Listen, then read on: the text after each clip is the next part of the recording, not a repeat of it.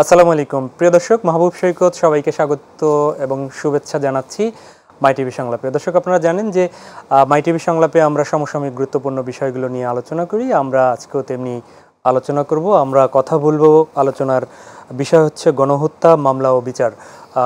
প্রিয় দর্শক, আপনারা এই আলোচনায় যাওয়ার আগে আপনাদের সাথে আমাদের অতিথিদের পরিচয় করিয়ে দিচ্ছি। আমার ডান পাশে রয়েছে তিনবারের সাবেক সুপ্রিম কোর্ট বারের সভাপতি এবং বিএনপির vice chairman advocate Joynul Abedin Azad, আপনাকে স্বাগত জানাচ্ছি। এবং বাম পাশে রয়েছেন আমাদের এই প্রজন্মের অহংকার, আমাদের যে ছাত্র জনতার গণ অভ্যুত্থানের নায়ক, কেন্দ্রীয় সমন্বয়ক বৈষম্যবিরোধী ছাত্র আন্দোলনের দুজন রয়েছেন। একদমই আমার বাম পাশে রয়েছে নিশিতা জামান নিহা, স্বাগত জানাচ্ছি। এরপরে রয়েছে মুমতাহিনা মাহজাবিন মোহনা, আপনাকেও স্বাগত জানাচ্ছি। আমরা কি আপনি বলবো না তুমি বলে সম্বোধন করব? তুমি করেই বলতে পারেন, আমরা তো অনেক ছোট। আমাদের দর্শকরা আসলে আশা করে যে বিজয় কিংবা বাংলাদেশের মানুষের দীর্ঘদিনের যে চাপা কষ্ট, দীর্ঘদিনের যে বঞ্চনা, সেই বঞ্চনার অথবা দীর্ঘদিনের প্রত্যাশার একটা জায়গায় ভূমিকা রেখেছে ছাত্র জনতা এবং গণ অভ্যুত্থান। সেখানে যারা নায়ক, তোমাদের আমরা সম্মান দিয়েই কথা বলি। তো সম্মান আর ভালোবাসা সেটা মিলে আমরা এই জন্যই অনুমতিটা নিয়ে নিলাম। প্রিয় দর্শক, আমরা আলোচনায় চলে যাই। আপনারা দেখতে পাচ্ছেন যে আমাদের মাঝে দুজন সেই মহানায়কদের দুজন রয়েছে। আসলে যে নামই ডাকি না কেন, সব কিছু মিলেই আসলে তারা আমাদের কাছে গর্বের, নিশ্চয়ই অনেক অনেক প্রত্যাশিত একটা জায়গায় নিয়ে এসছে বাংলাদেশকে। আজকে আমাদের যদিও advocate Joynul Abedin senior politician, আইনজীবী, বিজ্ঞ আইনজীবী তিনি রয়েছেন, কিন্তু আপনার কাছ থেকে একটু চেয়ে নেই, আজকে আমরা কিন্তু ওদের কথাটা একটু আমরা বেশি শুনবো। আমি একটু বেশি শুনতে চাই, তার কারণ এতদিন তো সব অন্যভাবে টকশো করেছি, তো সেখানে বিভিন্নভাবে কথাবার্তা বলেছি। সুতরাং আজকে ওদের কাছ থেকে শোনাটা, অভিজ্ঞতাটা নেওয়া আরো ভালো আমি মনে করি। আমরা মুমতাহিনা মাহজাবিন মোহনা, তোমাকে দিয়ে শুরু করি। আমাদের যে উত্তাল অথবা যে জুলাই ম্যাসাকার, এরপরে আসলো অগস্টের বিজয়, সেই জুলাইয়ের যে সময়টা, আমরা গণমাধ্যম কর্মী হিসেবেও মাঠে ছিলাম। আমাদের ছাত্র জনতা, তোমাদের শিক্ষার্থীদের আন্দোলন, একটা পর্যায়ে ছাত্র জনতা সব এক কাতারে মিলিত হলো। সেই সময়ের যে বিষয়টা, আমরা খুব ছোট্ট করে সেই সময়ের আসলে অভিজ্ঞতাটা শুনবো। তোমাদের সামনে নিশ্চয়ই অসংখ্য আহত হয়েছে, অসংখ্য ভাই রক্ত ঝরেছে, প্রাণ গিয়েছে। তো সেই জায়গাগুলোতে দাঁড়িয়ে কখন আসলে তোমাদেরকে কি সেই আত্মবিশ্বাসের জায়গাটা কখন তৈরি হয়েছে যে না, আমরা এই স্বৈরাচারের বিরুদ্ধে আমরা আসলে বিজয়টা নিয়েই ঘরে ফিরবো? এটা কখন থেকে দানা বাঁধতে শুরু করেছিল? দেখুন, আমাদের প্রথম অবস্থায় আন্দোলনটা ছিল কিন্তু একটা দাবির ভিত্তিতে, যেটা হচ্ছে কোটার যৌক্তিক সংস্কার। তো সেই জায়গাটা থেকে, মানে কোটা নিপাত যাক থেকে স্বৈরাচার নিপাত যাক, এই আন্দোলনটা যদি পরিচালনা করার মূল মন্ত্র কারো থাকে, সেটা হচ্ছে আমাদের বাংলাদেশ সাবেক সরকার প্রধানের। কারণ আমাদের দাবিটা কখনো ছিল না যে আমরা সরকার পতনের দিকে যাব, আমরা স্বৈরাচার পতনের দিকে যাব। আমাদের একটা খুব যৌক্তিক দাবি নিয়ে আমরা প্রথম দিকে শাহবাগে অবস্থান করি।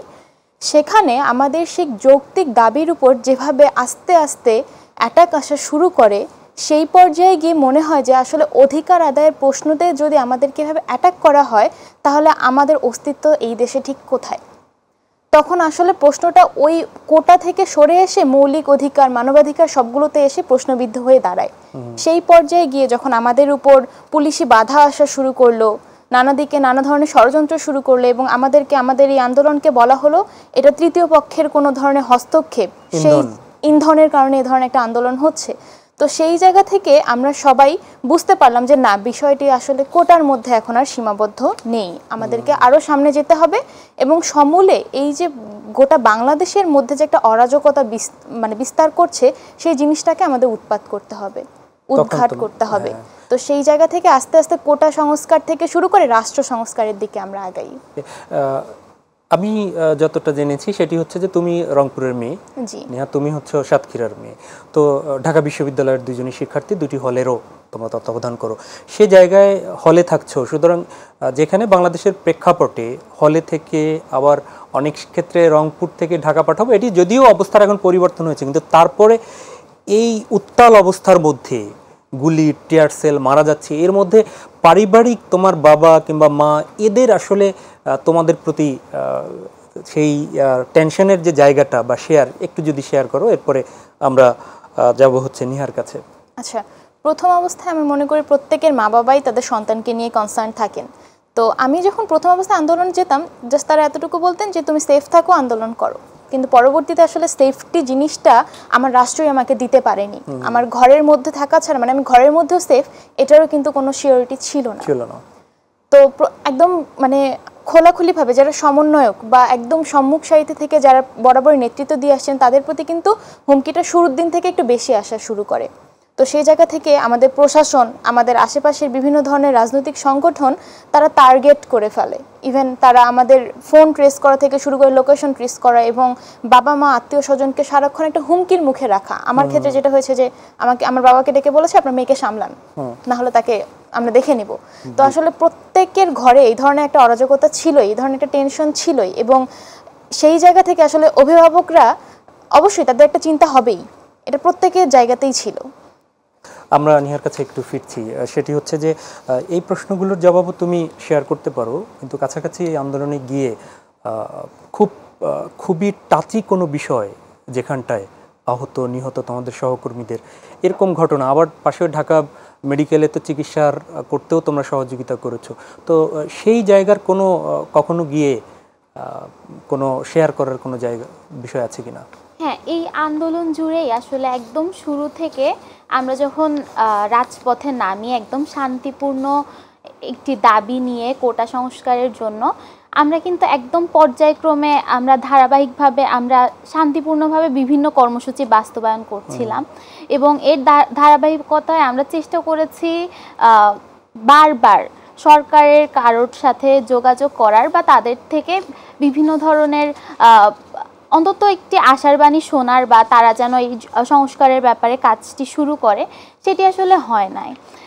এরকম একটা পর্যায়ে গিয়ে যখন 14 তারিখ আমাদের সাবেক প্রধানমন্ত্রী তিনি যখন বললেন যে এই যে আমরা যারা রাস্তায় নেমেছি, তিনি আমাদেরকে এক প্রকার রাজাকারের নাতিপুতি বলে সম্বোধন করলেন। তো সেই জায়গায় দেখা যায় সেই রাতে মেয়েরা কিন্তু হল ভেঙে, মানে হলের তালা ভেঙে একদম বের হয়ে আসে। তো ওই সময় যেটি হয় যে আমাদের ভাইয়েরা কিন্তু তখনও বের হতে পারছিল না তাদের হল থেকে, হলে বিভিন্ন প্রেশারের কারণে। তো মেয়েরা যখন মিছিল নিয়ে রাস্তায় আসে, তারপর কিন্তু ভাইয়েরা আমাদের হল থেকে, হলপাড়া থেকে তারা বের হয়ে আসে। তো ওই রাতটা আমাদের কাছে একদম আলাদা ছিল, মানে আমাদের কাছে যে আমাদেরকে, আমাদের এই প্রজন্মকে বা একদম ঢালাওভাবে যারা কোটা সংস্কার আন্দোলনে এসেছে তাদের সবাইকে এভাবে রাজাকারের নাতিপুতি বলা বা তাদেরকে এরকম অসম্মান করা, এটা আমরা কখনো প্রত্যাশা করিনি। এরপরে আপনি যেটি বললেন এটি আমাদের কাছে দুঃখজনক ছিল, এবং তারপরে গিয়ে আমরা যখন রাস্তায় নামি, ওই দিন আমাদের যখন সকালে কর্মসূচি ছিল, আপনারা জানেন যে সরকারের পক্ষ থেকেই সেটা সাবেক প্রধানমন্ত্রীর হয়তো সরাসরি নির্দেশে এবং ওবায়দুল কাদের এক প্রকার বলেই দেন যে ছাত্রলীগই নাকি আমাদেরকে দমন করার জন্য যথেষ্ট। তো সেখানে আমরা মেয়েরা বা আমাদের ভাইয়েরা আমরা যখন অবস্থান করছিলাম, ওই সময়টাতে এসে মানে মেয়েদের কিন্তু একটা ভরসার জায়গা থাকে, বা আমাদের সবারই, আমাদের ক্যাম্পাস মেয়ে ছেলে বা আমার ভাই বোন যাদের কথাই বলি না কেন, যে আমার ক্যাম্পাস আমার জন্য সেফ। তো সেখানে আমি যখন বের হয়েছি, আমার ওপরে যখন এই ধরনের আঘাতটি আসে, এটি আমাদের জন্য খুবই হতাশাজনক ছিল। মানে ওই সময় মেয়েরা যে তারা কোথায় যাবে ক্যাম্পাসের মধ্যে, তাও হ্যাঁ, তারা কি করবে, তারা পালানোর জন্য অনেক সময় বাসের পেছনে গিয়ে অবস্থান নিয়েছে, খুঁজে খুঁজে ছাত্রলীগ তাদেরকে আক্রমণ করেছে। এবং আমাদের ভাইয়েরা যারা ছিল ওই দিন, আমরা যারা রাস্তায় ছিলাম, তারা মানে জীবন বাঁচানোর জন্য তারা একদম মেয়েদের মিছিলের মাঝখানে এসে তারা অবস্থান নিয়েছে, আপু আমাদেরকে বাঁচান। কিন্তু আমাদেরকে আসলে বাঁচানোর জন্য ওইখানে কেউ ছিল না, ওখানে কেউ আমাদের বাঁচানোর জন্য এগিয়ে আসে নাই। তো ওই জায়গায় আমরা আশাহত হই। আমরা ওই সময় আসলে আমাদের যে আমরা প্রশ্নটি তুলবো যে আমরা তাহলে কোথায় নিরাপদ, আমরা কিন্তু কোথাও নিরাপদ না। আমি একটু দুজনই খুব ছোট্ট করে প্রশ্ন আমরা যাব, সেটি হচ্ছে যে এই বিগত যে পতিত সরকার, সেই সরকার যখন আসলো তখন 17, 18, 15 বছর আগে, 16 বছর 17 বছর আগে, তখন কোন ক্লাসে পড়তে তুমি? মানে তুমি তো সম্ভবত বোঝানোর পর থেকে দুজনই আওয়ামী লীগ সরকারই দেখছো নাকি অন্য কোনো সরকার তো দেখার সুযোগ হয়নি? 1, 2, 3 এরকমই তো। তো যে সরকারটি কিংবা বই পুস্তক পাঠ্য বই থেকে শুরু করে একজনকেই শুনছো যে তিনি মহানায়ক দেশের, তো সেই দলটির প্রতি কখন তোমরা একদম বীতশ্রদ্ধা হয়ে গেলা যে এইটি একটু খুব ছোট্ট করে বলবে। আচ্ছা, এই জায়গাটি যদি বলতে হয় তাহলে আমরা একদম ছোটবেলা থেকে দেখে আসছি, আপনি যেটি বললেন।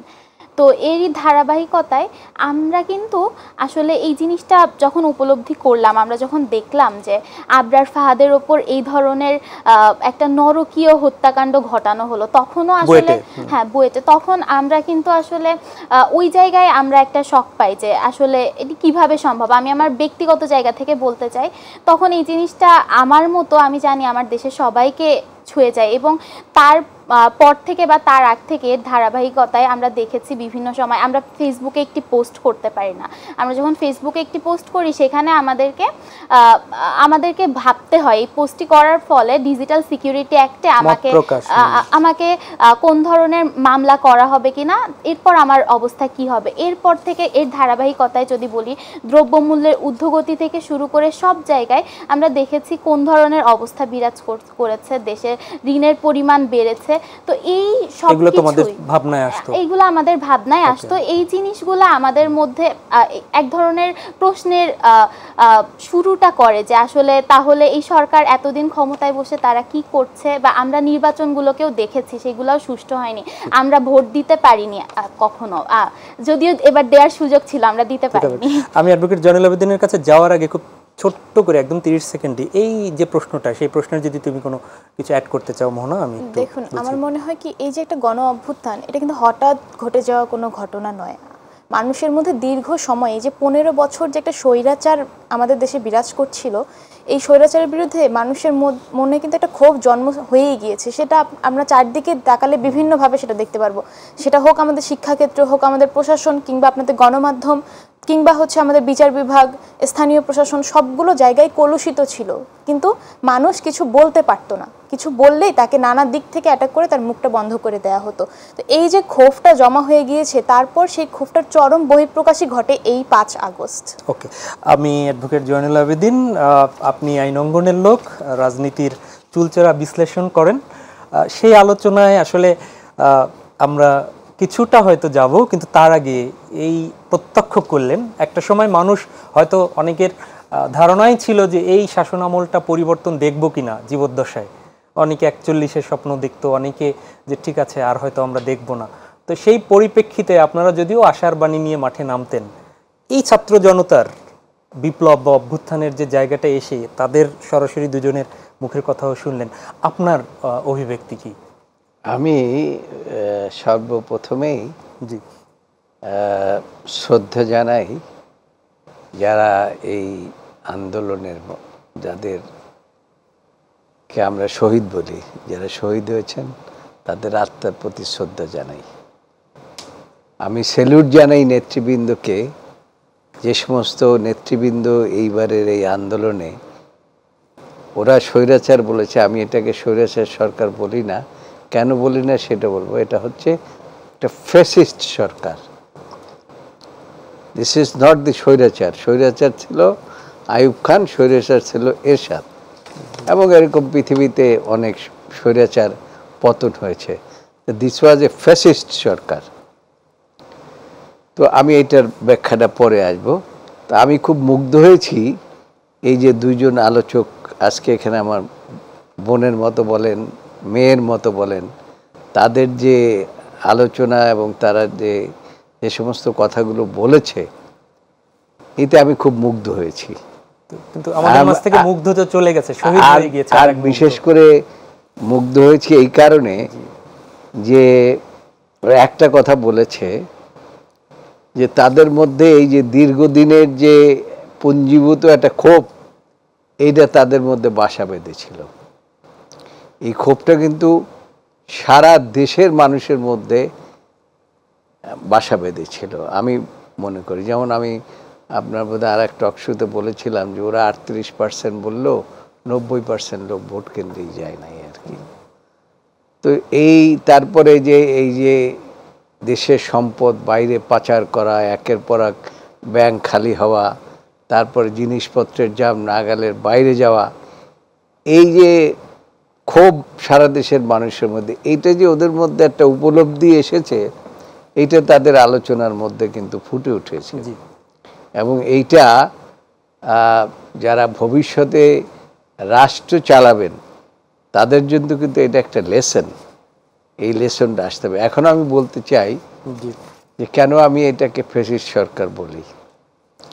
যেমন আমাদের দার্শনিকরা বলে গেছেন যে পৃথিবীতে 3 ধরনের সরকার আসবে এক সময়।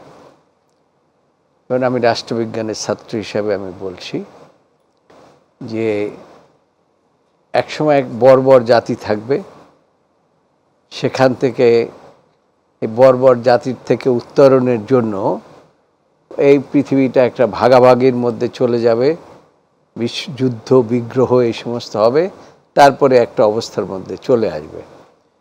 সেখান থেকে একটা পরিবেশ আসবে যেটা হলো ম্যাকিয়াভেলি বলেছে যে একটা মানুষের মধ্যে একটা শান্তির জন্য একটা গণতান্ত্রিক পরিবেশ আসবে। কিন্তু এই গণতান্ত্রিক পরিবেশ খুব বেশি দিন থাকবে না, এটাকে গণতান্ত্রিক সরকার বেশি দিন থাকবে না, এরপরে আসবে স্বৈরাচার। গণতান্ত্রিক সরকার তো ভোটের মাধ্যমে তাদের পরিবর্তন হবে, স্বৈরাচারী সরকার আসবে এবং তারা জনগণের আন্দোলনের মাধ্যমে তাদের পতন হবে, যেটা আইয়ুব খানের হয়েছিল আর যেটা হুসাইন মোহাম্মদ এরশাদের হয়েছিল। তারা জনগণের আন্দোলনের মাধ্যমে। আর আমি এই দার্শনিকদের ইসের থেকেই বলছি যে ফ্যাসিস্ট সরকার একটা অস্বাভাবিক পরিস্থিতিতে বিদায় নেবে, যে অস্বাভাবিক পরিস্থিতিতে সে বিদায় নিতে তাকে আর কেউ সাহায্য করবে না এবং তাকে চলে যেতে হবে। যেমন একেবারে হয়তো কল্লাও যেতে পারে বা যে কোনোভাবেই হোক সে পালিয়ে যাবে। এই এখন তো সময় নাই, খুব সংক্ষেপে বলি। তিউনিসিয়ার প্রেসিডেন্ট এরকম ছিলেন, ফ্যাসিস্ট সরকার। তিনি এইরকম করে সারা পৃথিবী দেশকে সাজিয়েছিলেন, আত্মীয় স্বজন, তারপরে নিজের জামাইকে তিনি সিএনসি করেছিলেন, যে সেনাবাহিনী প্রধান করেছিলেন। সেনাবাহিনী প্রধান করে উনি ভেবেছিলেন যে উনি আমৃত্যু তিনি ক্ষমতায় থাকবেন। তো পরে বিপ্লবীরা যেমন আজকে এরা বললেন যে এই যে বৈষম্যবৃদ্ধি ছাত্র যে বিপ্লব, এমন এক বিপ্লব ঘটে গেল যে সেখানে ওই সেনাবাহিনী প্রধান কিছু করতে পারলেন না। তখন তিনি নিজে এসে বললেন যে বাবা, বাংলায় বলি, বাবা, ইংরেজিটা হচ্ছে অন্যভাবে, যে বাবা আমি ভেবেছিলাম যে আমাকে হয়তো আপনার পর্যন্ত আসতে হবে না, এর আগেই আপনি বিদায় নেবেন, কিন্তু আপনি কিন্তু বিদায় নিলেন না। তো এখন অপ্রিয় কাজটি কি আমি করব? তো সে বলছে যে তাহলে why you are my son in law, please get out. তো সে বললো যে আমি যদি গেট আউট হয়েও যাই তাও তো আপনি বাঁচতে পারবেন না, আপনার সময় হাতে আছে 15 মিনিট। 15 মিনিটের মধ্যে তো বিপ্লবীরা সব ঘেরাও করে ফেলেছে। তখন বলছে বাবা আর কিছু করতে পারলাম না, আমার নিজের হাতে এই আপনাকে কতল করতে হলো। তো সেই জন্য বলি এই ফ্যাসিস্ট সরকারও তিনি এমন একটা পরিস্থিতি সৃষ্টি করেছিলেন বাংলাদেশে যে তিনি আর যাবেন না কোনোদিন। 41 কি জানি কি ভিউ একটা বানাইছিলেন, ভীষণ বানিয়েছিলেন, হ্যাঁ, যে ভিশন 41। তাই আমার অনেকে বলতো যে ভিশন 41। আপনাদের এখানেই বলছিলাম যে এই ভিশন কোনোদিন পূরণ হবে না। ওই যে কি জানি এক উকিল, হ্যাঁ, বলেছিলাম। তো যাই হোক, তো এই পতনের পিছনে এটা এরা খুব ভালো কথা বলেছে যে একটা পুঞ্জীভূত ক্ষোভ। আর আমি যেটা মনে করি সেটা হচ্ছে যে স্বৈরাচার বলেন আর ফ্যাসিস্টই বলেন, জনগণের বিরুদ্ধে দাঁড়িয়ে যত চেষ্টাই করুক না কেন কিন্তু খুব বেশি দিন ক্ষমতায় থাকতে পারে না, এটা ইতিহাস বলে। এবং তবে একটা জিনিস হচ্ছে যে ইতিহাস থেকে কেউ শিক্ষা গ্রহণ করে না। আপনারাও ভবিষ্যতে রাষ্ট্র ক্ষমতায় গেলে আপনি যেমনটা বললেন সেই শিক্ষাটা আপনারাও নিবেন কিনা, আমি সেই প্রশ্নের উত্তর নিব, তবে একটা বিরতি থেকে ফিরে। প্রিয় দর্শক, মাই টিভি সংলাপের এ পর্যায়ে নিচ্ছি একটা বিরতি, ফিরে এসে সঙ্গী চাই আপনাদের।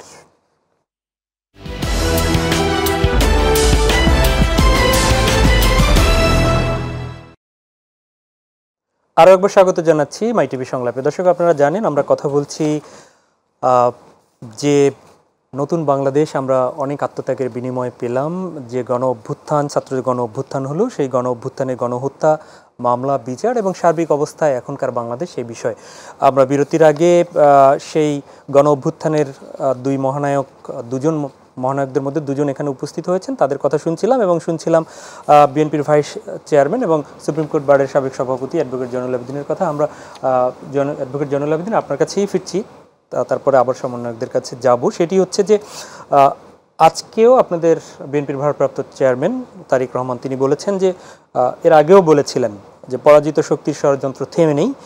তার সুরি মির্জা ফখরুল ইসলাম আলমগীর তিনি আজকে সাবেক প্রয়াত রাষ্ট্রপতি জিয়াউর রহমানের সমাধিতে গিয়ে একটা প্রোগ্রামে বলেছেন যে ষড়যন্ত্র থেমে নেই, সচেতন হওয়ার জন্য ভারত গণতান্ত্রিক যে প্রতিশ্রুতি তা রক্ষা করেনি, তার উচিত হচ্ছে শেখ হাসিনাকে গণহত্যার দায়ে যে মামলাগুলো হয়েছে এদেশে ফেরত দিতে, বিচারের মুখোমুখি করতে। সেই জায়গাটা আসলে ষড়যন্ত্রের কি কি বিষয়গুলো আসলে দেখছেন? আসলে আপনার এই প্রশ্নের মধ্যে দুইটা পার্ট। জি, একটা হচ্ছে পার্শ্ববর্তী দেশের ভূমিকা আর কনস্পিরেসি উইদিন দি কান্ট্রি। এই সংখ্যালঘু ইস্যু তো ইতিমধ্যে ফ্যাসিস্টরা যাদেরকে রেখে গেছেন আপনার, তারা কিন্তু বসে নাই একেবারে। জি, তারা যে স্বাদ তারা পেয়েছে এবং যে ধরেন যে সম্পদ, যে অর্থ তাদের অর্জন, এইটাকে তারা কোনো অবস্থাতেই হারাতে চায় না। এর সবচেয়ে বড় জিনিস হলো ওই যে বললাম না যে অস্বাভাবিকভাবে এই চলে যায় ফ্যাসিস্টরা। উনি চলে গেছেন কিন্তু ওই যে সাওপনা যা আছে টাছে এগুলো তো রয়ে গেছে। কজন বার আমরা ধরতে পেরেছি বা এই সরকার ধরতে পেরেছে, পারে নাই। সুতরাং ষড়যন্ত্র একটা আছেই। তবে এটাও ঠিক, ইতিহাস বলেও তো, ইতিহাসের ছাত্র, যে একটা বিপ্লবের পরে আর একটা প্রতি বিপ্লব ঘটার সম্ভাবনা থাকে। এখানে সেই সম্ভাবনাটা কতটা প্রকট সেটা বলতে পারবো না, তবে যে চেষ্টা যে হচ্ছে না তা না, চেষ্টা হচ্ছে।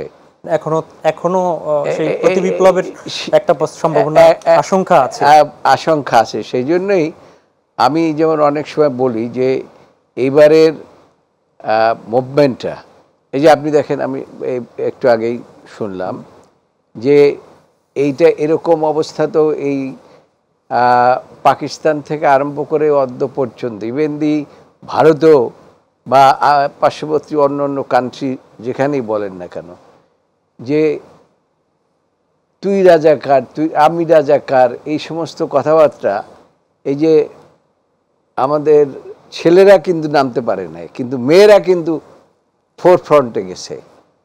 এইটাও একটি কিন্তু অস্বাভাবিক ব্যাপার। এটা কিন্তু কোনো স্বাভাবিক ব্যাপার না যে মেয়েরা সামনে নেমে গেছে, তারপরে কিন্তু ছেলেরা গিয়ে তাদের সাথে যোগদান করেছে। সেই জন্যই বলি যে এইটা অস্বাভাবিক কোনো ব্যাপার নয় যে একটা ষড়যন্ত্র চলছে। আর ভারতের যে কথাটা আপনি বললেন যে দুইটা পার্টের মধ্যে আর একটা, এইটা একটা ডেমোক্রেটিক কান্ট্রি, তারা সবসময় তাদের বলেন। অ্যাডভোকেট জয়নুল আবেদিন, আমি যদি আপনার কাছ থেকে অনুমতি নিয়েই নেই, আসলে ভারতের ষড়যন্ত্র সেখানে আইনের একটা বিষয় আছে। আপনি একটা বিষয় বলেছেন যে প্রতি বিপ্লবের একটা সম্ভাবনা থাকে, সেই জায়গাটা একটু ওদের কাছ থেকে একটু ঘুরে আসি, তারপরে দুই দেশের সম্পর্কের জায়গাটা একটু আসি, মোহনার কাছে ফিরি, মুমতাহিনা মাহজাবিন মোহনা। সেটি হচ্ছে যে তোমরা কি মনে করছো যে প্রতি বিপ্লবের এখনো কোনো আশঙ্কা তোমরা কি মনে করছো? আর ষড়যন্ত্রের যে রাজনৈতিক নেতারা ষড়যন্ত্রের যে গন্ধ পাচ্ছে, তোমরা কি মনে করো যে ইতিমধ্যেই রাজনৈতিক অনেক ষড়যন্ত্র হয়েছে কিনা, বা এখনো সেই ষড়যন্ত্র আছে? দেখুন, স্যার যেটি বললেন যে প্রতি বিপ্লবের সম্ভাবনা একটা রয়েছে, এটা রয়েইছে। কারণ আমরা জানি স্বাধীনতা অর্জনের থেকে কিন্তু স্বাধীনতা রক্ষা করাটা অনেক বেশি কঠিন। আর অর্জিত স্বাধীনতাকে আশেপাশের বিভিন্ন শত্রু যে কোনো সময় অ্যাটাক করে সেটাকে আবার নস্যাৎ করে দেওয়ার একটা চেষ্টা সবসময় থাকে।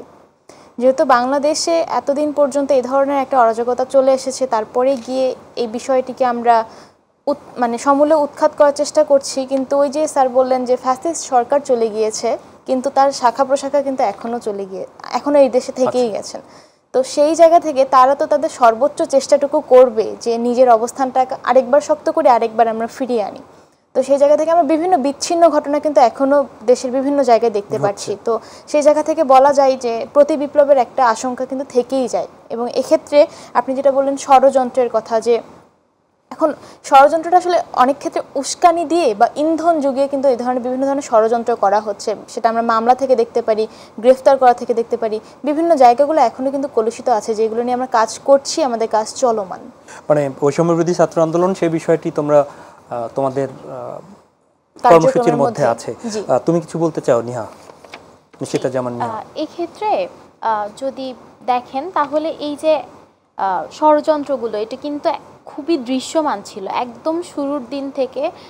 আপনি যদি দেখেন তারা বিভিন্ন জায়গায় যে বিভিন্ন ধরনের মন্দিরগুলোতে হামলা করে, এগুলো কারা করেছে যদি দেখেন, তাদের এই ধরনের তৎপরতা কিন্তু চলমান ছিল।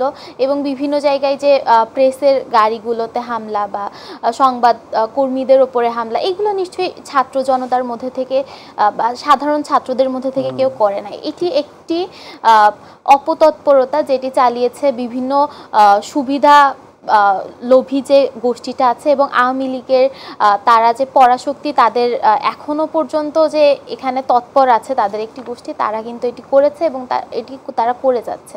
এবং আপনি যদি দেখেন বিগত কয়েকদিনে এটির মাত্রা কিন্তু অনেক কমে গিয়েছে। সংখ্যালঘুদের ওপরে ওই অত্যাচারটি এখন আর হচ্ছে না, বা তারা করতে পারছে না, তাদেরকে রুখে দেওয়া হচ্ছে, ছাত্র জনতা এটি রুখে দিয়েছে, বা বিভিন্ন জায়গায় আইন শৃঙ্খলা পরিস্থিতিও আসলে স্বাভাবিক হচ্ছে। কিন্তু তারা তাদের কাজ চলমান রেখেছে। বিশ্ববিদ্যালয়ে শিক্ষা প্রতিষ্ঠান তো খুলেছে, তো সেখানে কি তো কোনো ধরনের আগের যে পরিস্থিতি, সেই পরিস্থিতি যারা এর আগে ডমিনেট করত তাদের কি উপস্থিতি, কিংবা ওখানে কোনো ষড়যন্ত্রের গন্ধ পাচ্ছ? সেখানে তো একটা শ্রেণী, টিচারদের মধ্যেও একটা শ্রেণী ছিল যে তোমাদের এই আন্দোলনের বিরুদ্ধে। তো এখন কি অবস্থা সেগুলোর তোমাদের খোঁজ খবর আছে? এখন আসলে ষড়যন্ত্র চারদিকেই থাকবে, কিন্তু আমাদের উদ্দেশ্যই থাকবে যাতে সকল ষড়যন্ত্রগুলো না হয়। সেজন্য আমাদের ক্যাম্পাসে ফেরার আমাদের প্রথম একটা কন্ডিশন ছিল যে লেজুর ভিত্তিক ছাত্র রাজনীতি বা শিক্ষক রাজনীতিটা বন্ধ করতে হবে। তো প্রত্যেকটা বিভাগ স্বতন্ত্রভাবে নিজেদের বিভাগকে এই জায়গাটা থেকে দূরে রাখার জন্য বিভিন্ন ধরনের চেষ্টা করছে, তারা বিভিন্ন দাবি উত্থাপন করছে। তো এই জায়গা থেকে ক্যাম্পাসটাকে অ্যাটলিস্ট এই ধরনের রাজনীতি মুক্ত রাখা থেকে আমরা সর্বোচ্চভাবে চেষ্টা করে যাচ্ছি এবং এটা চলমান থাকছে। আমি অ্যাডভোকেট জয়নুল আবেদিন, আপনার কাছেই ফিরি। আপনি যে আলোচনাটা ছিলেন যে পার্শ্ববর্তী দেশের প্রতি ভারত গণতান্ত্রিক প্রতিশ্রুতি রক্ষা করেনি, বিএনপি মহাসচিবের এই বক্তব্য। দেখুন, পার্শ্ববর্তী অনেক সময় অনেক দেশ থাকে, কিন্তু আমাদের এই কান্ট্রিটা একটা পিকুলিয়ার কান্ট্রি। জি, এইটার এইদিকে ভারত, এইদিকে ভারত, এইদিকে ভারত, এইদিকে ভারত, এইখানে একটা করিডোর আছে মাত্র আমাদের বের হওয়ার। চতুর্দিক দিয়ে কিন্তু ভারত একটা বেষ্টন করে আছে। আপনি দেখেন, কেন আমরা বলছি যে ভারত একটা ডেমোক্রেটিক কান্ট্রি হয়ে তাকে তো এই যে বিপ্লব ঘটল এবং এই যে ধরেন আমাদের বৈষম্য বিরোধী আন্দোলন বলেন, যে এই যে একটা তরুণ সমাজ বা একটা তরুণের চাইতেও আরও নিচে ধরেন ছাত্র সমাজ একেবারে বাচ্চা ছেলেরাও কিন্তু মাঠে নেমে গেছে। এই যে হত্যা হলো, এই যে এতগুলো মানুষ মারা গেলো, এখনো পর্যন্ত কিন্তু আমরা সংখ্যা পাইনি। তার কারণ হাজার হাজার ছেলেপেলে কিন্তু এখনো ওই বিভিন্ন হসপিটালে ভর্তি আছে। কে বা কতজন আরো মরবে এটা তো আমরা বলতে পারছি না। কিন্তু দেখেন শহীদের সংখ্যাটা এবং আহতের সংখ্যাটা এখনো আমরা জানি না। এতগুলো কান্ট্রির এখানে এম্বাসি আছে, কোনো এম্বাসি কিন্তু তার ওই যে কি বলে ভিসা প্রসেস বন্ধ করে নাই। কিন্তু ভারতের দেখেন এই ঘটনার পরপরেই তারা সমস্ত প্রসেস বন্ধ করে দিয়েছে। জি। তো সুতরাং এই যে প্রসেসটা তারা বন্ধ করে দিলে এর পিছনে নিশ্চয়ই তাদের একটা উদ্দেশ্য আছে, এটা আমরা মনে করি। তো সেই জন্য আমাদের মহাসচিব যে কথাটি বলেছেন এটা একেবারে অমূলক কথা বলেন নাই। আপনার কথার আরেকটু সূত্র, সেটি হচ্ছে আহত এবং নিহতের চিকিৎসা। সেটি হচ্ছে যে বিএনপি আমরা সভা সমাবেশ করতে দেখছি, বড় বড় মিছিল হচ্ছে, আগেও হতো। আহত এবং নিহতদের পাশে আমরা কতটুকু আপনারা আছেন? আমরা সাম্প্রতিক সময় গণমাধ্যমে দৃষ্টি কেড়েছে বলতে পারি আপনাদের সাথে একসাথে খুব ভালো সম্পর্ক।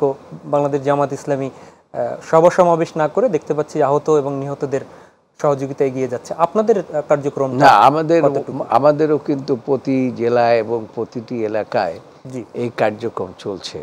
ইতিমধ্যেই আপনি জানেন যে আমার নিজের এলাকা, আমি বলি আমার এলাকায় প্রায় 6 জনের মতো, মুলাদি বাবুগঞ্জ প্রায় 6 জনের মতো মারা গিয়েছে। সেখানে আমি যতটা, আমি তো এটা খুব কি বলে বড় ব্যবসায়ীও না, ভেরি হার্ড ওয়ার্কিং মানি, এবং এটা হচ্ছে মানে বড় ব্যবসায়ী হলে হাজার কোটি টাকা মানে নেওয়া যেত ঋণ। হ্যাঁ, না যাই হোক, মানে আমার তো ঋণও নাই, কিছুই নাই, তো কাজে যা আর্ন করি এখান থেকেই আমি আমার এলাকায় যতটা পেরেছি আমি সেটা চেষ্টা করে পাঠিয়ে দিয়েছি, এবং শুধু পাঠিয়েই দেই না, এবং সেটাকে মনিটরিং করার জন্য এটা সেলও করে দিয়েছি। এই যে আপনার কালকেও গতকালকেই বোধহয় একটা ছেলে মারা গেল, তাকে হিজলার। তো এই যে ঘটনাগুলো ঘটতেছে একটার পর একটা, আমরা কিন্তু বসে নাই। যেমন আমি আরো এগুলা আবার মনিটরিং করার জন্য আমি নিজে আর একটা প্রোগ্রাম দিয়েছি। 23 তারিখ এলাকায় যাবেন এক থানা, 24 তারিখে আর এক থানা। এটা কিন্তু আমার কথাটা তো আমি বললাম, কিন্তু আসলে আমাদের কোনো লোকেই কিন্তু বসে নাই। হ্যাঁ, আমরা দেখেছি যে আপনাদের প্রত্যেকেই, ভারপ্রাপ্ত চেয়ারম্যান তারেক রহমানও এই ব্যাপারে আমাদের ভারপ্রাপ্ত চেয়ারম্যান সাহেব তো অলরেডি ইনস্ট্রাকশন দিয়েই রেখেছেন।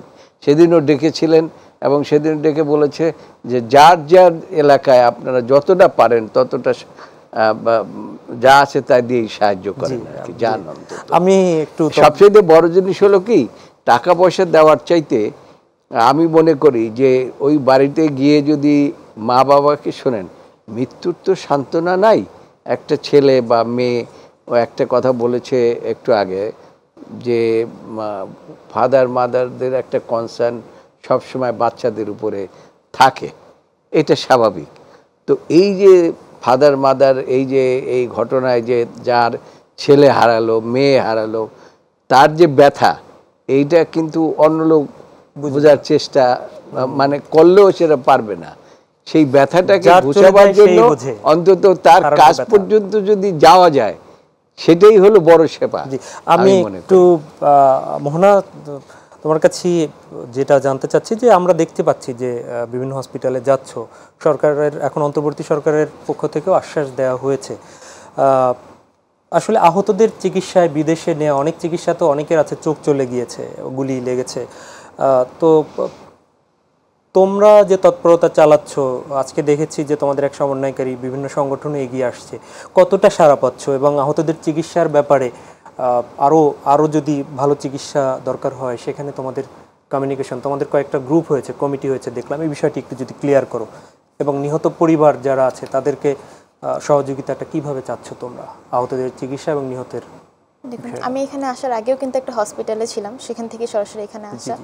তো ব্যাপারটা হচ্ছে যে আহত নিহত লিস্ট অ্যাকচুয়ালি অনেক বড়, যেটা আমরা ভাবছি তার থেকেও অনেক বড়। তো হসপিটালগুলোতে এখনো প্রতিনিয়ত মানুষের যে একটা আর্তনাদ, আসলে সেখানে না গেলে বোঝা যায় না। এই আর্তনাদটা মানে ওই তাদেরকে সহযোগিতা করে কতটুকু পূরণ করা যাবে আমরা জানি না, কিন্তু আমাদের এই বৈষম্য বিরোধী আন্দোলনের যে বিভিন্নভাবে যারা এই প্ল্যাটফর্মটাতে যুক্ত, তারা কিন্তু প্রতিনিয়ত এই মানুষগুলোর পাশে দাঁড়ানোর চেষ্টা করছে। এই সেক্ষেত্রে তাদের নাম কালেক্ট করা, তাদের ডাটা কালেক্ট করা, তাদের ইনজুরিটা কতটুকু, কি দরকার। আপনারা জানেন গতকালও দুজনকে দেশে বাইরে পাঠানো হয়েছে এবং প্রতিনিয়ত প্রসেসটা চলমান। এক হসপিটালে হচ্ছে না, সেই হসপিটালে যোগাযোগ করে উন্নত চিকিৎসার জন্য তাকে আরেক জায়গায় ট্রান্সফার করা হচ্ছে। তো আমাদের কার্যক্রমটা এখনও পর্যন্ত আমরা মনে করছি যে এই আহত মানুষগুলোর দিকে আমাদের ফোকাসটা সব থেকে বেশি থাকা উচিত, কারণ এই আন্দোলনটাকে সফল করার পিছনে এই মানুষগুলোই আছে। তো সেই জায়গা থেকে প্রতিনিয়ত আমাদের চেষ্টা থাকছে যে যারা আহত তাদের পাশে আমরা দাঁড়াবো, সেটা যেভাবেই হোক। ওকে, নিশিতা জামান নিহা, একই জায়গায় থেকে সেটি হচ্ছে যে তুমি কি মনে করছো এখন যতটুকু হচ্ছে আহতদের জন্য সেটি যথেষ্ট? এরপরে তাদের পুনর্বাসন নিয়ে কি তোমাদের ভাবনাগুলো কি একটু যদি বলো। আর অনেকেই এরকম হারিয়েছেন যে একমাত্র উপার্জনক্ষম ব্যক্তি, সংসারের কারো বাবা, কারো ছেলে, একমাত্র সন্তানকে হারিয়েছে, এরকমও বলেছে, কাঁদতে কাঁদতে বলেছে যে দেশের জন্য উৎসর্গ করলাম। তো এদেরকে মনে রাখার জন্য তোমাদের বেশ কিছু দাবিও দেখলাম আছে, তোমরা আসলে কি চাচ্ছ?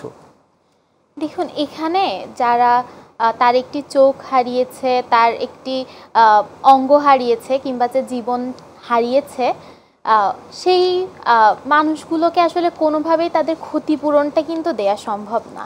কারণ তাদের এই ত্যাগ যেটি তারা করেছে, এটি আসলে অমূল্য, এটি আপনি কোনো কিছু দিয়েই পূরণ করতে পারবেন না। কিন্তু আমি কালকেও দেখছিলাম যার আমাদের একজন ভাই যিনি হাতটি হারিয়েছেন, তিনি বলছিলেন যে এবারের এই যে আন্দোলনে আমি একটি হাত দিয়েছি, আবার যদি ভবিষ্যতে প্রয়োজন পড়ে দেশের জন্য আমি আমার আরেকটি হাত দিয়ে লড়াই করব, আমি আমার আরেকটি হাত দিয়ে দিব।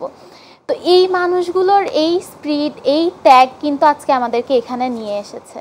তো তাদের জন্য সব থেকে এই মুহূর্তে আমাদেরকে গুরুত্ব দিয়ে তাদেরকে দেখতে হবে। আমরা সেটি দেখছি, আমাদের বিভিন্ন টিম প্রতিদিন হসপিটালগুলোতে ভিজিট করছে। আপু যেরকম বলছিল, আপু নিজেও একটি হসপিটাল থেকে আসছে, আমরা যাচ্ছি, এই কাজগুলো চলমান আছে। এবং এই ক্ষেত্রে আমরা বিভিন্ন আমাদের তরফ থেকে মেডিকেল টিম গঠন করেছি, সেটি অনেক আগে, তার কাজ চলমান আছে। এর বাইরেও বিভিন্নভাবে আমরা আমাদের তরফ থেকে যতটুকু সম্ভব হচ্ছে আমরা সেটি করছি। কিন্তু এর থেকেও আসলে তাদের জন্য এখন যেটি প্রয়োজন, তাদের চিকিৎসার ক্ষেত্রে শুধুমাত্র আমাদের এটি কিন্তু যথেষ্ট নয়। সরকারের পক্ষ থেকে তারা বলেছেন যে তারা পদক্ষেপ নিবে, তারা তাদের চিকিৎসার ব্যয়ভার সহ অন্যান্য সব কিছু বহন করবে, এবং এটি এই মুহূর্তে খুবই জরুরি। কারণ এখনও অনেক জায়গায় অনেক মানুষ আছে যাদের কাছে আসলে কতটুকু আমরা পৌঁছাতে পেরেছি, আমরা চাইলেও হয়তো সব জায়গায় পৌঁছাতে পারছি না। তো সেই মানুষগুলোকে উন্নত চিকিৎসার আওতায় আনতে হবে যত দ্রুত সম্ভব। মনে হয় একটু অ্যাড করি, তোমরা ইতিমধ্যেই রাজনৈতিক বা সামাজিক সংগঠন এরকম কি মোটা দাগে কেউকে পাশে পাচ্ছ? আর নাকি ঢাকা কেন্দ্রিক গণমাধ্যমের সামনেই আমরা দেখছি তৃণমূলেরও যারা আহত হয়েছে, নিহত হয়েছে, তাদের খোঁজখবরগুলি কি তোমাদের কাছে আছে? এবং তাদের পাশে কি যাচ্ছে, কতটুকু যাচ্ছে রাজনৈতিক বা সামাজিক সংগঠনগুলো? জি দেখুন, আন্দোলনটা যখন হয় তখন কিন্তু ওটা বাংলাদেশব্যাপী হয়। তো আন্দোলনের ইফেক্টটা বাংলাদেশের প্রতিটা জায়গাতেই পড়ে। তো সেক্ষেত্রে বিভিন্ন জেলা উপজেলা পর্যায়গুলোতে যারা এই আন্দোলনটা পরিচালনা করেছে, তাদের সাথে কিন্তু আমাদের কোনো না কোনোভাবে আমরা যোগাযোগটা রক্ষা করে আসছি। তো সেই জায়গা থেকে আমরা এভাবে ডিসিশনটা নেই যে তুমি আমার অপোজিটে যারা আছে, যে তুমি তোমার উপজেলার তথ্যটা কালেক্ট করো, সেটাকে জেলা ভিত্তিক করো, তারপরে আমাদের একটা সেই রিপোর্টটা দাও, আমরা সেভাবে আগাই। তো প্রতিটা জেলা থেকেই আমাদের কাছে এই ধরনের তথ্যগুলো প্রতিনিয়ত আসছে, সেই তথ্যগুলো তোমরা জানছো। আর মোটা দাগের যারা আছে, প্রধানতম রাজনৈতিক দল এখন যারা আছে, তাদের যে তৎপরতা, সেটাই কি তোমরা সেটা নিয়ে কিছু বলবে? সেটি কি তোমরা মনে করো যে পর্যাপ্ত? আমার ব্যক্তিগত জায়গা থেকে আমি বলবো যে বাংলাদেশ এখন সংস্কারের কাজ চলছে। তো এই সংস্কারের কাজ চলমান করতে গেলে যে মানুষগুলো অসুস্থ, যে মানুষগুলো হাসপাতালে, তাদেরকে আমাদের দরকার। তো এই মুহূর্তে কোনো ধরনের রাজনৈতিক ব্যাপারগুলোর থেকে ফোকাস না করে আমরা বরং আগে তাদের পাশে দাঁড়াই, তাদেরকে সুস্থ করে তুলি, তাদেরকে আমাদের দরকার। রাজনৈতিক দলগুলো যেন এই আমাদের সাথে পাশে এসে দাঁড়াচ্ছে, ইতিমধ্যে আমরা দেখতে পেয়েছি। আমি অ্যাডভোকেট জয়নুল আবেদিন, প্রত্যাশার কথা তো শুনলেন এবং আমরাও দেখেছি করছে। আমরা একটু, আপনি এর আগে বলেছিলেন এবং নিহা বলল রাষ্ট্র সংস্কার, সেখানটাই একটু আছি। রাষ্ট্রের সংস্কার এটা কিন্তু দরকার, এটা ঠিকই, ওরা ঠিকই বলেছে। আমি তো আগেই বলেছি যে বিভিন্ন আন্দোলন বিভিন্নভাবে হয়। যেমন ৬৯ সেনের গণ অভ্যুত্থান কিন্তু ঢাকা কেন্দ্রিক ছিল, আপনার এরশাদের পতনের আন্দোলন ঢাকা কেন্দ্রিক ছিল, আর অন্য অন্য বিভিন্ন আন্দোলন ঢাকা। এইবারের আন্দোলনটা হয়েছে কিন্তু সারা বাংলাদেশ ব্যাপী। এটা কিন্তু এই শুধু ঢাকা কেন্দ্রিক না, আপনার বলেন ওই বলেন রংপুর বলেন, যেমন মারা গেল কে, এরকম বুকের কি বলে বুক পেতে কে দিলেন, একটা রংপুরের ছেলে, এটা তো ঢাকায় হয় নাই। আগে নূর হোসেন মারা গিয়েছেন, ট্রেন্ড হলো সবাই ঢাকায়, হ্যাঁ না ঢাকায়। আপনার ডাক্তার মিলন মারা গেলেন ঢাকায়। কিন্তু এইবারের মৃত্যু এবং এইবারের যে আহত, গুলি ইত্যাদি যাই বলেন না কেন, এটা কিন্তু সারা বাংলাদেশ ব্যাপী। এখনো আমার মনে হয় যে আমরা এই যে হিসাব করে বের করতে পারি নাই, আমাদের এখনো এইটা আমি মনে করি আর কি, আমার দিস ইজ নট সাফিসিয়েন্ট যে এই এখনো তথ্যটা আমরা পাইনি, পাশে গিয়ে আমরা খুব দাঁড়াতে পেরেছি, এটা কোনো রাজনৈতিক দলই না। এবং বৈষম্য বৃদ্ধি ছাত্র রাজনীতি যারা করেছে তাদেরকে আমি স্যালুট জানাই এই কারণে যে তারা কিন্তু এখনো কাজ করে যাচ্ছে, কিন্তু এই রাজনৈতিক দল বলেন বা বলেন, তারা তাদের যতটা এফোর্ট দেওয়া দরকার, এটা আবার আমি রাজনীতি করি বলে যে আমি আমার বিরুদ্ধে, নিজের বিরুদ্ধেই আমি বলছি, সেই এফোর্টটা কিন্তু বা এরা যেভাবে দিচ্ছে সেই এফোর্টটা কিন্তু আমরা দিতে পারছি না। আপনাদের সাথে একসাথে দীর্ঘদিন থাকা, আমরা আমরা আমরা গণমাধ্যমে দেখছি প্রতিদিন, সেটি হচ্ছে যে বিভিন্ন কর্মসূচি নিয়ে বিএনপি আছে, আমি আগেও বলেছি, কিন্তু আপনাদের সাথে আরেকটি দল জামাতকে আমরা কিন্তু কন্টিনিউ দেখছি যে সকাল বিকাল তারা দৌড়াচ্ছে। এটি কি সাধুবাদ দিব না? দেখেন, এটা সাধুবাদ দেওয়ার বিষয় আছে অবশ্যই, কিন্তু আরেকটি এর পাশাপাশি জিনিস চিন্তা করতে হবে যে জামাতই কিন্তু একমাত্র দল না। আমি এখন যেটা মনে করি যে জামাতের চাইতেও আগে তো বলতো যে জামাত মানুষের গলা কাটে, রক কাটে, ইত্যাদি ইত্যাদি বিভিন্ন রকম কথা ওরাও শুনেছে, ওরা দেখে নাই, এই জন্মগতভাবে হয়তো দেখে নাই আর কি। তবে আমি এর চাইতেও মনে করি যে এই বৈষম্য বিরোধী ছাত্রদের মধ্যে যে এখনো যে এই যে ওরা যে দেখে যে স্পৃহাটা তারা তৈরি হয়েছে তাদের মধ্যে, এইটা কিন্তু জামাতের মধ্যেও তৈরি হয় নাই। আর জামাতের সবচেয়ে বড় বিষয়টি হলো এই ফ্যাসিস্ট সরকারের পতনের কিছুদিন আগে মাত্র জামাতকে আপনার কি বলে আপনার নিষিদ্ধ করেছে নির্বাহী আদেশের মাধ্যমে। তো এখনো পর্যন্ত কিন্তু আওয়ামী লীগ কিন্তু নিষিদ্ধ হয় নাই। এটা কিন্তু এখন জনগণের সবচেয়ে বড় দাবি কিন্তু এখন আছে, কিন্তু তারা এখনো সেটা প্রকাশ করে না যে জামাতকে নিষিদ্ধ করতে পারলে এই যারা এত সারা বাংলাদেশ ব্যাপী হত্যা করলো মানুষকে, এই ছাত্রদেরকে, শিশুদেরকে, আপনি এই যে শিশু যে সে হলো একটা ফেরেশতা, যে শিশুটি মারা গেল মনে করেন, তাকে আমি অনেক সময় বলি যে এর কোনো পাপ নাই, নিষ্পাপ। যারা এই নিষ্পাপ শিশুকে যারা হত্যা করলো তাদের দল তো ইমিডিয়েটলি মানে আপনার কি বলে নিষিদ্ধ করা দরকার। জয়নুল আবেদিন, আমি একটু ঠিক 30 সেকেন্ডের এইখানে জবাব নিয়েছি। আওয়ামী লীগকে গণহত্যার দায়ে নিষিদ্ধের দাবি করছে অ্যাডভোকেট জয়নুল আবেদিন, কিভাবে দেখছো বিষয়টা? দেখুন, গণহত্যা যারা ঘটায় এবং গণহত্যা যারা সমর্থন করে তাদের আসলে প্রত্যেককে আমরা মনে করি আগে আইনের আওতায় আনুন। নিষিদ্ধ করে দিল তো তারা চলে গেল, আমরা তাদের দৃষ্টান্তমূলক শাস্তি আগে নিশ্চিত করতে চাই যে তারা এই ধরনের একটা হত্যাকাণ্ডের সাথে জড়িত। আগে বাংলাদেশের মাটিতে যেখানে তারা এই ধরনের হত্যাকাণ্ড পরিচালনা করেছে, হত্যাকাণ্ড পরিচালনা করার সাহসটুকু পেয়েছে, সেই জায়গাতে আগে তাদের বিচার হোক। আসলে এই ধরনের একটি হত্যাকাণ্ড ঘটানোর পর তাদের কিন্তু আর ওই বৈধতা জনগণের কাছে নাই। মানুষ কিন্তু এখন আর আওয়ামী লীগকে চায় না। তো তাদেরকে এক্ষুনি আইনের আওতায় নিয়ে আসতে হবে, যারা এখনও যাদেরকে আইনের আওতায় নিয়ে আসা হয়নি, যারা এই হত্যাকাণ্ডের সাথে সরাসরি জড়িত ছিল, ইন্ধন জুগিয়েছে যেভাবে হোক।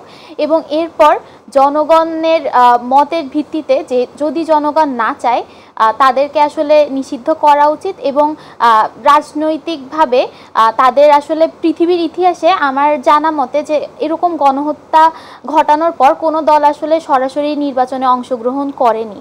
তো আওয়ামী লীগেরও আসলে সেই জায়গা থেকে তাদের সব ধরনের রাজনৈতিক কার্যকলাপ থেকে তাদেরকে আসলে নিষিদ্ধ করা উচিত বলে আমি ওর সাথে একটু অ্যাড করতে চাই। সেটা হচ্ছে যে আমি ওই কথাটি বলেছি এই কারণে যে নিষিদ্ধ করা দরকার। অর্থাৎ আপনি দেখেন এই যে ষড়যন্ত্র এখনো ওই যে কি জানি জয় বাবা না কি আছে না, একবার বলে যে আমার মা রাজনীতি করবে না, আবার বলে যে আসতেছি। এই যে মানুষের মধ্যে একটা কি বলে ওই ভীতি সঞ্চয় করাটা, ওই যদি মানে আপনি যদি এই মুহূর্তে যে এই ধরনের দল আর কোনোদিন ক্ষমতায় আসতে পারবে না, বা এই ধরনের দল আর এখানে আর প্রতিষ্ঠা লাভ করবে না, এইরকম একটা ব্যবস্থা যদি আপনি সৃষ্টি না করেন, তাহলে এইরকম একটা সন্দেহ মানুষের মধ্যে কিন্তু থেকে যায়। কেন ওই কি বলে এটা পুংরা পুংরি বলে না, এই জিনিসগুলো তো তারা এখানে রেখে গেছে, এরা তো নিয়ে যায় নাই। সেই জিনিসগুলো বারবার দেখবেন যে ওই ব্যাঙের ছাতার মতো ফুটে ওঠার জন্য চেষ্টা করবে। এইটা যাতে না করতে পারে, সেই জন্য আমি এই কথাটি বলেছি যে তাদের বিচার তো হতেই হবে, এবং বিচারের সাথে সাথে তাদের ওই জামাতকে যেভাবে, কারণ এখন জামাতকে বহিষ্কার করছে হলো মানে কি বলে অহেতুক। তার কারণ হলো এখন যারা জামাত করে তারা কিন্তু কেউ রাজাকারও না, তারা ওই কি বলে রাজাকারের সহযোগীও না, তারা ওই সময় জন্মগ্রহণই করেনি। জি, আমরা এই আলোচনায় ফিরবো এবং বৈষম্য বিরোধী ছাত্র আন্দোলনের দুজন যে সমন্বয়ক আছে তারা বলেছে যে গণহত্যার বিচার নিশ্চিত করা কতটুকু সেই পদক্ষেপ, সেই বিষয়ে আলোচনা করব, তবে আর একটা বিরতি থেকে ফিরে। প্রিয় দর্শক, মাই টিভি সংলাপের এরপর যে আর একটা বিরতিতে যাচ্ছি, ফিরে এসে আবারও সঙ্গেই চাই আপনাদের।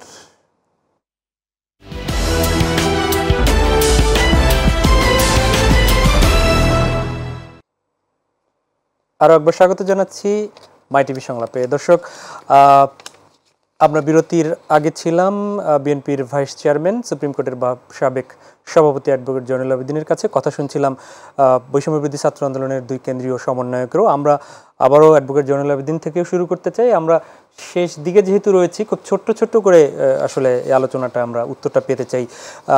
যেটা বলেছে দুজন সমন্বয়ক যে গণহত্যার বিচার নিশ্চিত করা, এই আমরা দেখেছি যে বিভিন্ন জায়গায় মামলা হচ্ছে এবং বিভিন্ন এর আগের সরকারের বিভিন্ন ব্যক্তি বিভিন্ন দায়িত্বে থাকে তাদেরকে গ্রেফতার করা হচ্ছে, রিমান্ডে আবেদন আদালত মঞ্জুর করছে। এদের বিচার নিশ্চিত করার যে প্রক্রিয়া, এটুকু আসলে কতটুকু হচ্ছে, এই নিশ্চিত করার প্রক্রিয়াটা একটু বলবেন? দেখুন, আমি একটা কথা কিন্তু সবসময় বলি আর কি, যে আমাদের যখন দেশ স্বাধীন হয়েছে তখন 7 কোটি লোক ছিল, এখন কিন্তু 20 কোটি লোকের বেশি আমি মনে করি। যদিও সরকার বলে 16 কোটি 17 কোটি, কিন্তু আমি এই চিন্তা করে দেখেছি, আমি সব বাংলাদেশে সব এলাকা ঘুরে দেখেছি, তাতে আমার কাছে মনে হয়েছে যে 20 কোটির উপরে লোকজন আছে। এই 20 কোটি লোকের উপরে আর কি বলে এই বিচার করার জন্য এখানে তো অপরাধ বিভিন্নভাবে বেড়েছে না।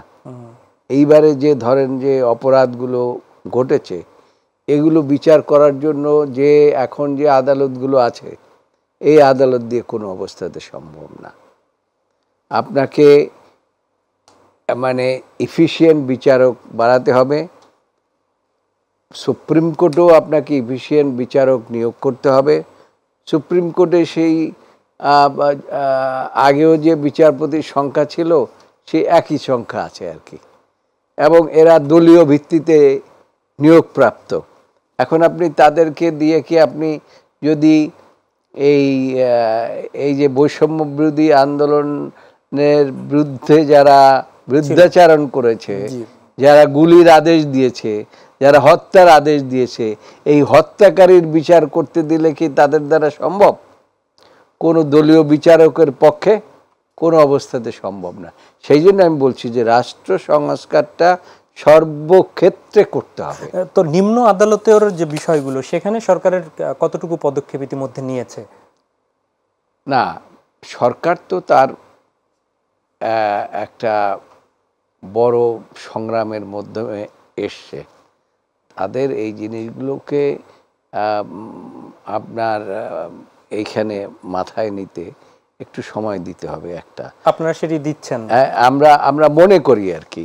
আর একটা বিষয় হচ্ছে, আপনার সবচেয়ে বড় জিনিস হচ্ছে এখানে কিছু কিছু ঘটনা ঘটছে, যেটা ধরেন আমরা আগে দেখেছি আওয়ামী লীগও এই কাজটি করেছে, যে অপরাধ করেছে 5 জন, আসামি দিল 5,000। তো এইটা তদন্ত করে তারপরে এইটা বিচার করা কোনো অবস্থাতে সম্ভব না। সেই জন্য এখন যারা মামলাগুলো দিচ্ছেন তাদেরকে খুব সতর্কতার সাথে মামলা মোকদ্দমা দিতে হবে। এটি মনিটরিং এর জন্য আপনারা কোন এটা দলীয়ভাবে নিচ্ছেন? সরকারের ব্যাপার। দেখুন, আমরা তো দলীয় আপনাদেরও বিভিন্ন জায়গায় আপনাদের দলীয় আমরা নেতারাও যতটা পারি, যেমন আমি আমার পক্ষে যতটা সম্ভব আমি যেখানেই যারা মামলা করে আমি সবাইকেই বলে দেই যে মানে শত্রুতা উদ্ধার করার জন্য কাউকে আসামি করার প্রয়োজন আছে বলে আমি মনে করি না। আমি মনে করি যে প্রকৃত অপরাধী এই যে আন্দোলনটা তো সারা বাংলাদেশ ব্যাপী হয়েছে। যেমন আপনি ধরেন আপনার পাশের বাড়ির লোক বলতে পারবে যে এই লোকটার অপরাধ কতটা, সে অপরাধ কতটা করেছে। সেই জন্য স্পেসিফিক যদি মামলা আপনি করেন, তাহলে আপনি প্রকৃত অপরাধীর বিরুদ্ধে মামলা করলে আমার মনে হয় বিচার কার্যটা যথাযথভাবে হবে। আর যদি আপনি গয়রহ মামলা করে দেন যে আমি সম্পৃক্ত আছে 5 জন, আপনি মামলা করলেন 500 বিরুদ্ধে, সেটা কিন্তু তদন্ত হবে না। আর তদন্ত হবে কি, কোন পুলিশ দ্বারা? যেই পুলিশগুলো ওই যে গোপালী পুলিশ যারা, তারাই কিন্তু এখনো এই চাকরির মধ্যে আছে না?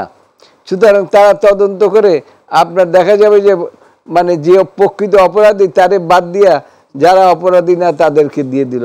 তখন বিচারে গিয়ে দেখা যাবে যে আর প্রকৃত বিচার যেখানে পাওয়ার কথা সেখানে বিচার হচ্ছে না। অনেক অনেক ধন্যবাদ। আপনার কাছে আমরা সময় থাকলে ফিরবো। মুমতাহিনা মাহজাবিন মোহনা, সেটি হচ্ছে যে আমরা শুনতে পাই মাঝে মাঝে, সেটি হচ্ছে যে রাজনৈতিক দল গঠন, বৈষম্য বৃদ্ধি ছাত্র আন্দোলন কবে রাজনৈতিক দল গঠন করবে কি আদৌ?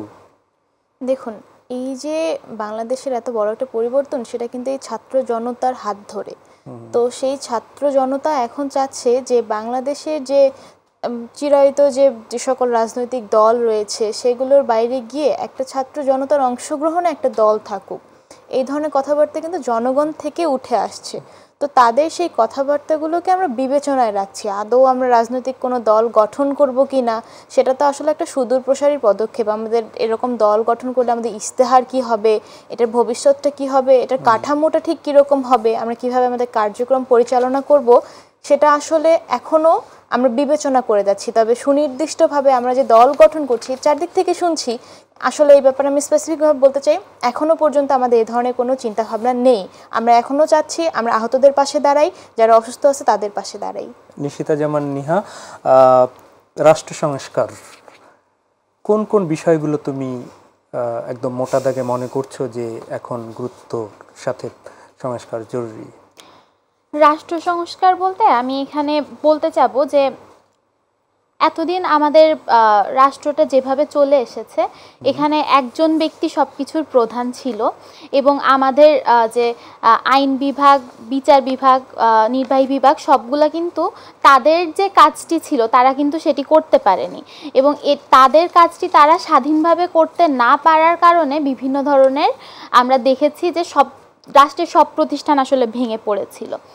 তো এই প্রতিষ্ঠানগুলোর সংস্কার, এই যে প্রতিটি বিভাগের তাদের কাজ সুষ্ঠুভাবে নির্বাহ করার ওই পরিবেশটি তৈরি করা এবং হচ্ছে এরও প্রথমে আমাদের সংবিধান সংস্কার করা। কারণ হচ্ছে এতদিন পর্যন্ত আপনি যদি দেখেন বিভিন্ন সরকার যারা ক্ষমতায় এসেছে তারা কিন্তু বারবার তাদের প্রয়োজনে তাদের মতো করে সংবিধানের পরিবর্তন করেছে। এবং আমি আরেকটু বলতে চাই, সংবিধানের 70 নম্বর অনুচ্ছেদ যেটি আছে ফ্লোর ক্রসিংয়ের ব্যাপারে, সেখানে হচ্ছে ওইটি কিন্তু এক প্রকার আপনার স্বাধীনতায় হস্তক্ষেপ।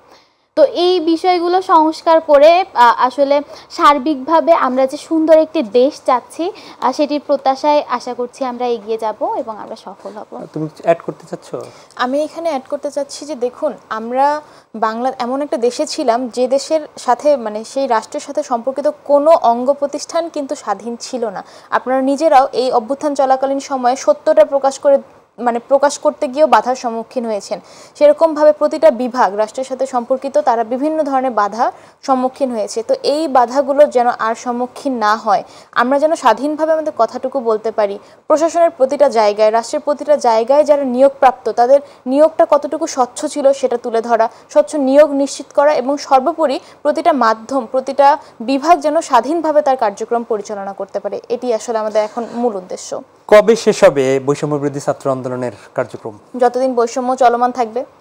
এখনো প্রতিটা জায়গায় কিন্তু বৈষম্য বিভিন্নভাবে এখনো রয়েছে।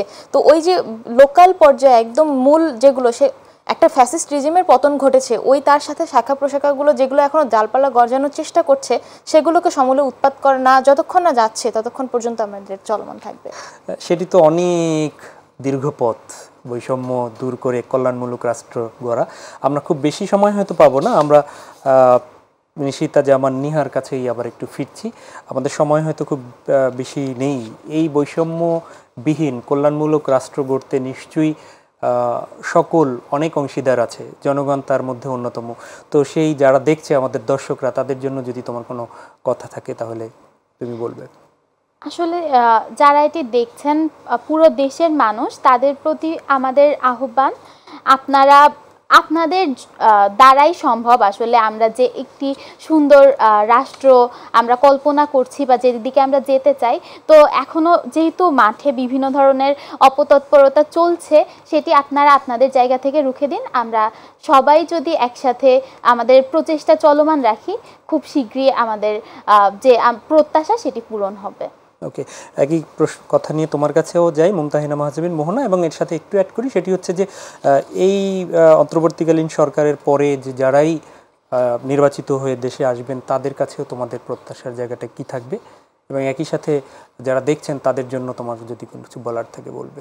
যারা দেখছেন তাদের আসলে আমাদের একটা দাবি থাকবে যে আমরা এই যে রাষ্ট্র সংস্কার বলে দুটো শব্দ উচ্চারণ করছি, আসলে রাষ্ট্র সংস্কারটা তখনই শুরু হবে যখন আমি নিজের মধ্যে সেই সংস্কারটা নিয়ে আসব। ব্যক্তিগত জায়গা থেকে প্রত্যেককে সংস্কারমুখী হতে হবে। আমাদের মাঝে কিন্তু একটা কমন টেন্ডেন্সি আছে তদবির করা, এই জায়গাটা থেকে বের হয়ে আসতে হবে। আমি নিজের সংস্কার নিজের জায়গা থেকে রুখে দাঁড়াই, তাহলেই কিন্তু আমি বৃহৎ প্রেক্ষাপটে গিয়ে এই রাষ্ট্র সংস্কারের কথা চিন্তা করব। আপনার দ্বিতীয় যেটা প্রশ্ন, যে পরবর্তী সরকার, নির্বাচিত যাদের সরকার, তাদের কাছে প্রত্যাশা, এতটুকুই প্রত্যাশা থাকবে যে আপনারা জনগণের কথা শুনুন। অনেক অনেক ধন্যবাদ। একদম 30 সেকেন্ডে আপনি আমার 30 সেকেন্ডে কথা হলো, আমাদের একজন প্রাক্তন বিচারপতি, মানে প্রধান বিচারপতি বলেছিলেন, তুমি যে কাজ করবে না, মানে বিশ্বাস করবে না, সেটা করবে না, আর তুমি যেটা বিশ্বাস করবে যে এটা ভালো, তুমি সেটা করবে। সুতরাং আমার এই দর্শকদের উদ্দেশ্যে একটা কথাই হচ্ছে যে আপনারা এই যে বৈষম্য বিরোধী ছাত্র আন্দোলন বলেন যে, এবং এই ফ্যাসিস্ট রিজিমের পতনের জন্য যারা কাজ করেছে, আপনারা যদি মনে করেন যে তারা দেশের জন্য ভালো কাজ করেছে, তাহলে এই কাজটিকে আপনারা ফলো করেন, সকলে ফলো করে এগিয়ে যান। দেশ এগিয়ে যাবে, জাতি এগিয়ে যাবে, এবং ভবিষ্যতে আর কেউ এইরকম ফ্যাসিস্টিজম করার চিন্তা ভাবনা করবে না। অসংখ্য ধন্যবাদ অ্যাডভোকেট জয়নুল আবেদিন, এবং অনেক ধন্যবাদ মুমতাহিনা মাহজাবিন মোহনা, নিশিতা জামান নিহা, দুজনকে। প্রিয় দর্শক, এই ছিল আমাদের আজকের আয়োজন। দেখা হবে পরবর্তীতে। আমরাও আজকের আলোচকদের সাথে এবং একই সাথে আপনাদেরও যারা কল্যাণমূলক রাষ্ট্র দেখতে চান, আপনাদের সাথেও আমাদের একই সুরে কথা বলবো। আসুন, যে আত্মত্যাগের মাধ্যমে, অসংখ্য শহীদের রক্তের মাধ্যমে নতুন করে আবার যে বাংলাদেশকে আমরা পেয়েছি, সেই বাংলাদেশ কল্যাণমূলক একটি দেশ হয়ে উঠতে যার যার জায়গা থেকে একটু হলেও আমরা প্রচেষ্টা চালাই এবং আমরা নিজেদেরকেও পরিশুদ্ধ করি। আল্লাহ হাফেজ।